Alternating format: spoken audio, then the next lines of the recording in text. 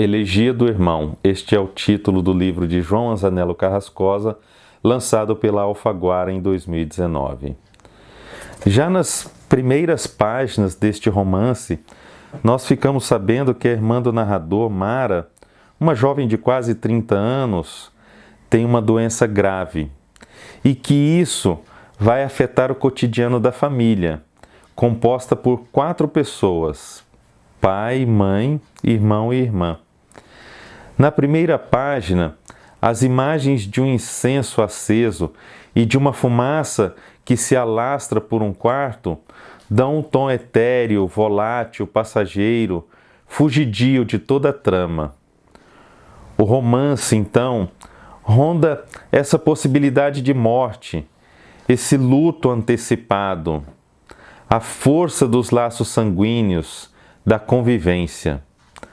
O livro é dividido em 2 partes, parte 1, um pouco antes, e parte 2, um pouco depois, que por sua vez são divididas em pequenos capítulos. Cada capítulo traz um tema ou uma reflexão, por exemplo, a utilidade das brincadeiras infantis, o contraste entre a cidade pequena e a megalópole, a religiosidade, a importância do trabalho, o cotidiano em família, a complexidade do conceito de tempo e assim por diante. O luto, então, atravessa toda a obra e é por meio dele que o narrador tenta compreender e talvez até vencer a dor. O tempo todo é possível perceber as profundas diferenças entre os irmãos. Ela é religiosa, ele não. Ela é madura, ele um pouco imaturo. Ela decidida, ele reticente. Ela racional, ele passional. Ainda assim, ou apesar disso, ou além disso, ambos são muito próximos e parecem compreender a diferença como parte do entendimento do outro, ou ainda, como se essas diferenças se completassem. A capa ilustra muito bem esse entrelaçamento, como se um buscasse no outro aquilo que não tem, e assim aumentasse sua compreensão das coisas do mundo. Perguntas importantes se impõem. Esse laço de sangue, também aleatório, é suficiente para determinar laços de ternura, de amor, a que comumente chamamos de irmandade? Ou a convivência, esta sim, é uma construção do amor? A empatia é um argumento muito forte e presente neste livro. O espelhar-se no outro, o sofrer no outro, com o outro, por outro. Talvez seja a forma mais completa e profunda de partilha, essa que o narrador tanto busca no decorrer deste romance. Até que ponto a convivência nos faz parecidos? É possível levar essa empatia ao ponto máximo, o de viver no outro? Ao mesmo tempo, parece que os personagens estão nesta bolha. Vivem para si e entre si, algumas vezes num limite constante, uma estabilidade perigosa, quase cômoda para todos. E a possibilidade da morte vem romper com esse equilíbrio. Não parece haver a mesma empatia com os de fora. Exemplo disso é o tratamento que o narrador dá aos namorados de Mara. Não há uma sequência cronológica nos capítulos.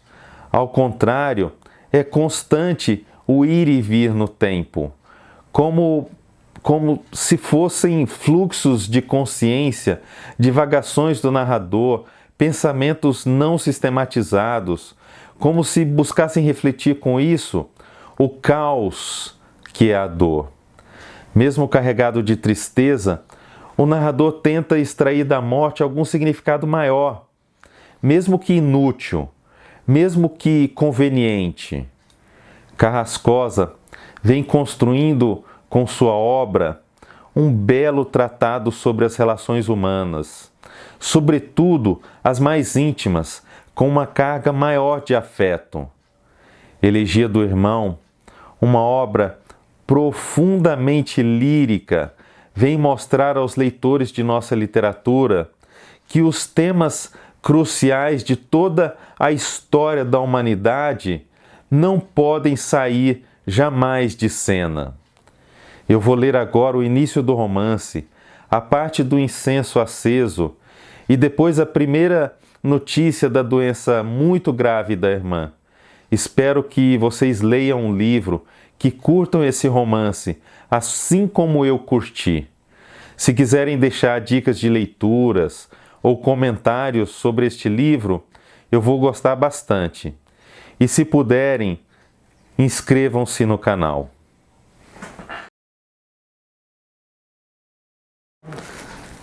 Primeira vareta. Abro a caixa de incenso de lavanda que Mara me deu. Acendo uma vareta, a primeira, e afinco na terra do vaso de samambaias à minha frente. Sento-me no sofá e observo a ponta, minúsculo círculo laranja reluzente do qual sai, pela ação muda do fogo sobre a massa aromática grudada ao palito, uma linha de fumaça, reta por alguns centímetros, mas que em segundos vai se dispersando no ar, em forma de halos, curvas e remoinhos, até se tornar invisível, enquanto outra linha de fumaça efêmera a substitui imediatamente. Parece ser a mesma, e ato contínuo, essa vai gerando sem parar outros halos, curvas e remoinhos, quase etéreos, que sobem, serpenteiam e se espalham em desenhos voláteis, nunca repetidos. Alguns, inclusive, lembram as espirais que Mara soltava com a fumaça do cigarro, depois de sugá-lo e tragar fundo. Inalo o aroma da lavanda que invade a sala e procura a fresta da janela para fugir. Continuo a observar as sequentes linhas de fumaça nascendo da ponta do incenso, famintas por desaparecer, e, embora fugazes, consolidam tantas vivências que compartilhamos, eu e minha irmã, muitas aqui mesmo, nesta sala. Fecho os olhos, já nublados, e me deixo tomar pela presença dela, que em breve irá definitivamente embora. Notícia: o atentado contra a nossa felicidade aconteceu quando Mara voltou do consultório, sentou-se à mesa da cozinha da casa onde moramos e acendeu um cigarro. A explosão estava represada no envelope dos exames que ela levara ao médico. Mas em questão de silêncio, sairia num minuto de sua voz para arrebentar as fundações da família.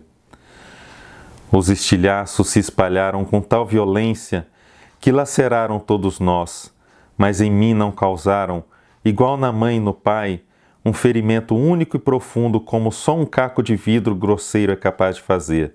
Não.